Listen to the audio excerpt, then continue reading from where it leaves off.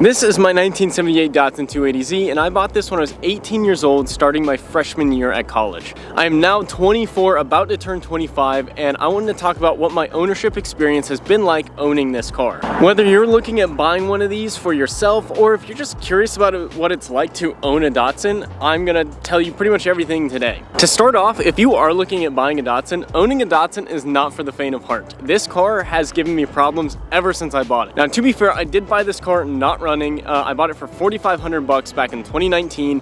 It's probably worth a lot more now, but I have done a lot to get it to this point. For example, I've replaced the front and rear brakes to be Willwood brakes. I have done lower control arms in the rear. I've done new suspension all the way around.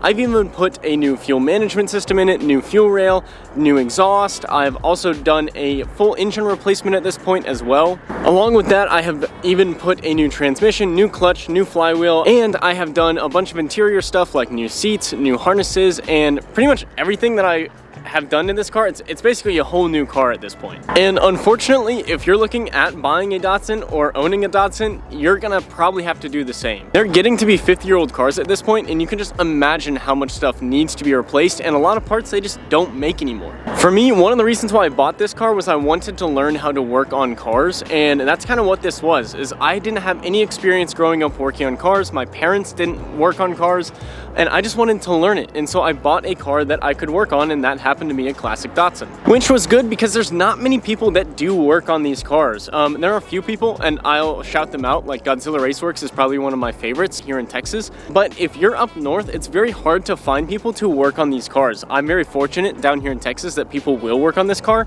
but a lot of people, they mainly focus on American stuff, Mustangs, Camaros. When it comes to vintage cars, that's what people want to work on. When it comes to Japanese cars, no one really knows how to work on it because they didn't grow up working on it. That's why a lot of times whenever you see a Datsun, it doesn't have the original Datsun L28 engine. That is one thing that I wanted to keep it, and I have an L28 engine in this car, but a lot of people will switch that out for a LS or even like a 347 or some other sort of V8 swap that's just easier to work on. So if you are going to be buying one of these cars, just know that you're going to be working on it all the time, and you're going to be working on it by yourself typically, because not many people will work on these cars, especially for like a low price. Since there's very few people that actually know how to work on these cars, it's usually a little more expensive when you find someone that is good and knows what they're doing. For reference, I have 3 spare L28 engines for this car, and I'm planning on rebuilding all of them myself, so I have backup engines and backup parts for this car. You're probably thinking, as I'm saying all of this, why would I even own this car if it's that much of a hassle, if it's that much of a pain? And the truth is, it's addictive. This car, I don't know what about it, it just draws people in. Even like me, who I've probably driven this 1,000 miles in the 7 years that I've owned it. I've probably driven it maybe 1,000, 2,000 miles, maybe that. Yet I'm still absolutely in love with this car, and I cannot explain why. Something about it just draws people in. Even like people that don't own these, they just are drawn to these at car meets, at events that I bring it out to. Even just driving down the street, it has this draw to it that it's unlike any other car that I've ever built or ever driven. This thing will be sat next to like a supercar, and then this thing gets the crowd that is pulled around it rather than that said supercar. And so that's a really cool feeling, and I think one of the reasons why people absolutely love these things. There's just this draw to them because you don't see them everywhere, and one of the reasons is because they break all the time, but you don't see them. And so it's really cool when you do actually see one out. Also, it does have that really classic body lines. A lot of people equate it to like a classic Ferrari, but just Japanese, which I absolutely love it when they do that. Ferrari does not, but I love it when they do that. Another really cool thing about these cars is they do have racing heritage. My little stripes on the side, like, yes, they're like for decoration, but they do go back to like the BRE racing team that raced Datsuns, and there's a lot of racing heritage with these cars. Along with that, a lot of these were made actually, so even though you don't see a lot of them on the road, there are a lot of parts out there for them, and they're relatively cheap. You hop on Facebook Marketplace. The reason why I have 3 engines for these is I bought 3 engines for, I want to say, like $500. Yes, they need to be rebuilt, but like the parts to rebuild them are also very cheap. I think I can get those 3 engines up and running for, I want to say, like $1,000, so I'd be $1,500 bucks into 3 really good engines for these cars. Along with that, there is actually a lot of aftermarket support for them. They've been around long enough and there were so many made that a lot of people do make aftermarket parts. For example, I have Willwood brakes, I have brand new lower control arms, I have BC Racing coilovers, and all that is brand new aftermarket stuff that is on this car. Godzilla Raceworks makes a lot of their custom parts for this car. For example, you can get a brand new electronic fuel injection system for this car for like, I want to say it's like $1,500 bucks, and that is just an absolute steal when you have a perfect working fuel injection system for this car. People have even started coming out with brand new chassis wiring harnesses for this, which I'm really excited about. It's a little bit of money. It's like $1,200 bucks, but you can do it. You can buy a lot of new parts for these cars, and I think that's another reason why a lot of people own them. So I've talked a lot about like maintaining these cars, and I've talked about a lot about where you can get new or used parts.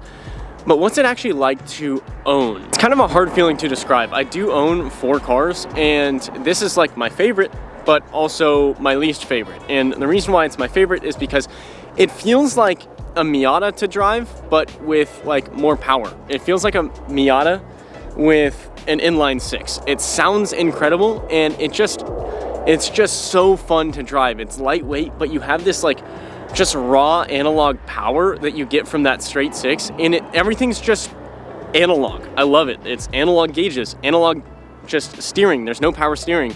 Analog brakes. I can lock up the brakes on this car if I go too hard with it. You have to be a good driver to drive this thing in a way that is fast and fun. So that's one thing that I love about it. However, it's also my least favorite car because, again, it breaks all the time, like random stuff breaks, and a lot of times I don't know why. For example, I'm having some issues with my air-fuel ratios right now, and that's actually a new part that I put on, and I don't know why it's giving me problems. Sometimes it works, sometimes it doesn't. They're very temperamental, and I think that's just what you get when you get a 50-year-old car and it still has some original parts on it. So it's kind of an inescapable thing of Datsuns, and that's really a part of the reality of owning a Datsun. So everybody that sees this car, they're like, oh, I love it, I want one. I'm like, slow down. Let me tell you something. Let me break down what it's like owning a Datsun. And it's not for the faint of heart. Like I said at the beginning of this video, you have to really love these cars and want to keep them on the road.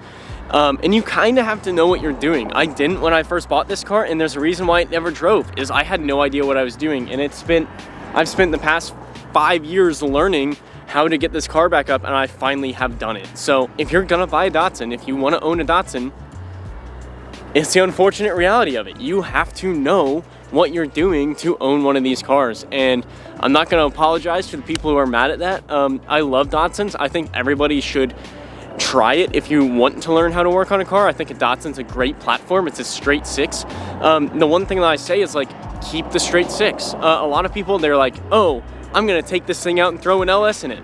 No, don't do that. That is a shortcut. That is for wussies. Keep the straight 6 and learn it. It's a great platform. It's a very fun platform. These things can make a lot of power if you're willing to put the money and time into it. And it's way more fitting for this car than a V8. And I'm gonna stand by that statement. Well, yes, I have seen some really cool builds with a V8.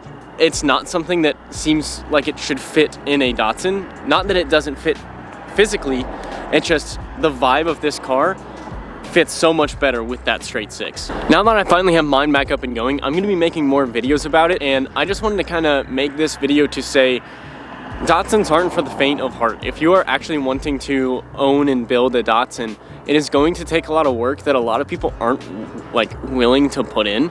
And so I highly recommend following this channel if you want to learn more, because I'm going to be making more videos about how to keep these cars on the road, because I have 2 now, and I'm going to be building another one for, hopefully, we're going to try to get it to SEMA. So that should be a really cool build. It's going to be not as stock as this. This is more of like a stock plus build, whereas the other one is going to be more aftermarket, and it's going to be a turbo car. We're going to do a wide body, and we're going to be doing way more with that. So if you want to learn more about Datsuns, if you want to learn how to work on cars, subscribe, leave a comment on what you guys want me to talk about from my experience. Hopefully we can kind of learn together on how to keep these cars on the road. Anyways, this is just a short little video. Thank you guys for watching. I hope you guys stick around and leave a comment on what you guys want to see, because I want to start making more videos again now that we have this back up and going. So thanks for watching. I'll see you guys on the next one. Bye.